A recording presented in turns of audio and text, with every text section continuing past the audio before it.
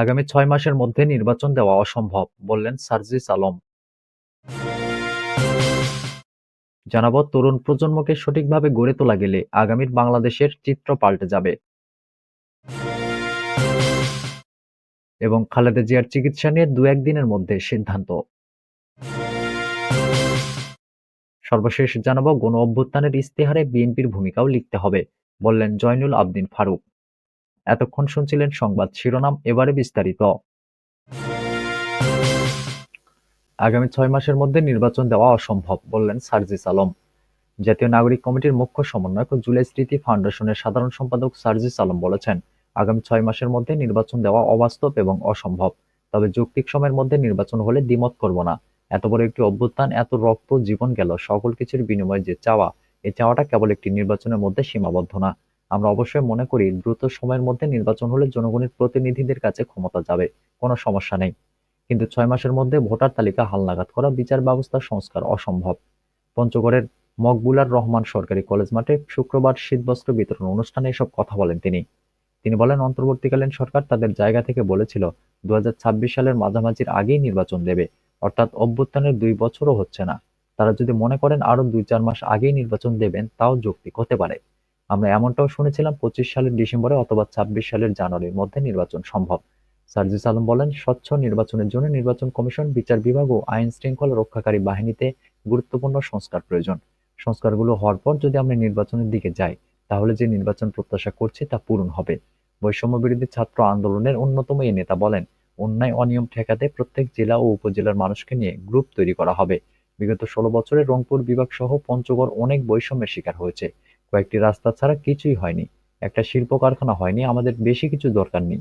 যেটুকু পঞ্চগড়ের মানুষের পাওনা বা হক, সেটা কিভাবে আদায় করা যায় আমরা প্রাণপণ চেষ্টা করব, বলেন তিনি। তরুণ প্রজন্মকে সঠিকভাবে গড়ে তোলা গেলে আগামীর বাংলাদেশের চিত্র পাল্টে যাবে। বিএনপির মহাসচিব মির্জা ফখরুল ইসলাম আলমগীর বলেছেন, তরুণ প্রজন্ম প্রযুক্তিতে খুবই অ্যাক্টিভ। তাদের সঠিকভাবে গড়ে তোলা গেলে আগামীর বাংলাদেশের চিত্র পাল্টে যাবে। এরাই পারে সকল বৈষম্য দূরীকরণ সহ সকল স্তরে বৈপ্লবিক পরিবর্তন আনতে।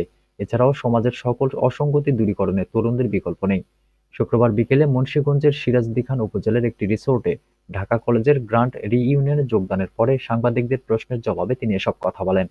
পরে তিনি কলেজটির আয়োজিত সংক্ষিপ্ত সমাবেশ প্রাক্তন শিক্ষার্থীদের উদ্দেশ্যে কলেজটির স্মৃতিচারণ করে সংক্ষিপ্ত বক্তব্য রাখেন। ঢাকা কলেজের গ্রান্ট রিইউনিয়ন আয়োজক কমিটির আহ্বায়ক ও বিএনপির জাতীয় নির্বাহী কমিটির স্বেচ্ছাসেবক বিষয়ক সম্পাদক মীর শরফত আলী সপুর সভাপতিত্বে আরও বক্তব্য রাখেন বিশিষ্ট সাংবাদিক মোহাম্মদ শফিক রেহমান, বাংলাদেশ ব্যাংকের গভর্নর আহসান এইচ মনসুর, অন্তর্বর্তীকালীন সরকারের স্বরাষ্ট্র উপদেষ্টা ব্রিগেডিয়ার জেনারেল মোহাম্মদ জাহাঙ্গীর আলম চৌধুরী সহ কলেজটির প্রাক্তন শিক্ষার্থী ও বিভিন্ন রাজনৈতিক ও সামাজিক সংগঠনের নেতৃবৃন্দ।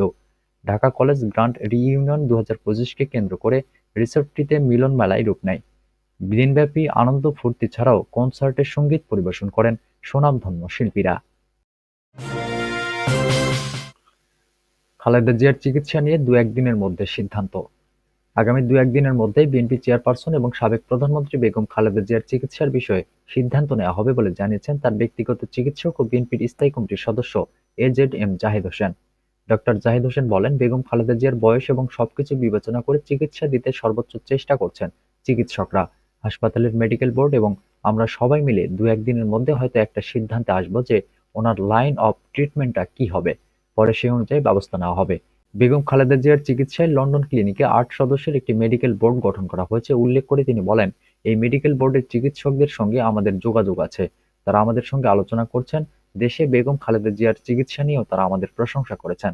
বেগম খালেদা জিয়াকে যুক্তরাষ্ট্রে নেওয়ার সম্ভাবনা আছে কিনা জানতে চাইলে ডক্টর জাহিদ হোসেন বলেন, এটা নির্ভর করছে এখানকার চিকিৎসকদের উপর। তারা যদি মনে করেন উন্নত চিকিৎসার জন্য স্থানান্তর করা দরকার, তখন সেটা করা হবে। গণ-অভ্যুত্থানের ইশতেহারে বিএনপির ভূমিকাও লিখতে হবে, বললেন ফারুক। গণ-অভ্যুত্থানের ইশতেহারে শুধু জুলাই-আগস্ট নয়, বিগত আন্দোলনে বেগম খালেদা জিয়া সহ বিএনপির ভূমিকাও লিখতে হবে বলে মন্তব্য করেছেন দলের চেয়ারপারসনের উপদেষ্টা জয়নুল আবদিন ফারুক। তিনি বলেন, জুলাই-আগস্টের আন্দোলনের ইশতেহারকে আমরা সমর্থন করি। কিন্তু এই ইশতেহারে ১৯৪৭ সালের ইতিহাস, ১৯৭১ সালের মহান মুক্তিযুদ্ধ, ৯০-এর স্বৈরাচার বিরোধী আন্দোলনে খালেদা জিয়ার ভূমিকা ও ডাক্তার মিলনের আত্মত্যাগ। খালেদা জিয়াকে মিথ্যা মামলায় সাজা দিয়ে ৫ বছর কারাগারে রেখেছিল ফ্যাসিস্ট শেখ হাসিনা।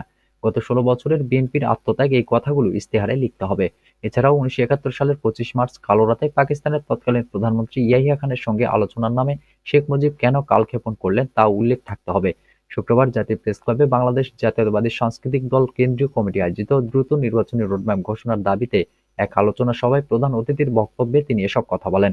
অন্তর্বর্তী সরকারের উদ্দেশ্যে জয়নুল আবদিন ফারুক বলেন, তাদের কিছু কিছু কার্যক্রমের দ্বিমত পোষণ করছে জনগণ। গত ১৬ বছর মানুষের কথা বলার স্বাধীনতা ছিল না, সংবাদপত্রের স্বাধীনতা ছিল না। গণতন্ত্র ও বিচার বিভাগের স্বাধীনতার কথা বললেও মামলা দেওয়া হয়েছে, দ্রব্যমূল্য ঊর্ধ্বগতির প্রতিবাদ করলেও নির্যাতনের শিকার হয়েছে। তাই ১৬ বছরের নির্যাতিত নিপীড়িত মানুষের কথা কর্ণপাত না করে শুধু জুলাই বিপ্লবের কথা বললে এই অভ্যুত্থান ফলপ্রসূ হবে না। প্রধান উপদেষ্টার উদ্দেশ্যে তিনি বলেন, আপনি ও আপনার উপদেষ্টারা অনেক গুণী ও সম্মানিত ব্যক্তি। ছাত্র জনতার রক্তের উপর দিয়ে আপনাদের এই আসনে বসানো হয়েছে। কিন্তু সেই আসনে বসে যদি আপনারা জনগণের প্রত্যাশা পূরণ করতে না পারেন, তাহলে জনগণ আপনাদের ক্ষমা করবে না। এখনো কেন চালের কেজি ৮০ টাকা? ছাত্র জনতার আন্দোলনের ফসল এই সরকার সব দ্রব্যমূল্যের উপর অর্থনৈতিকভাবে কেন ভ্যাট বসালো?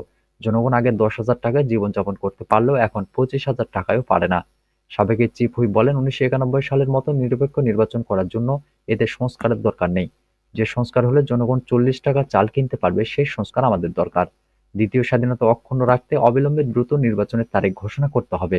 একই সঙ্গে সংস্কারও চলবে। আজকে অনেকজন অনেক কথা বলে, সময় মতোই তার জবাব দেওয়া হবে, বলেন তিনি।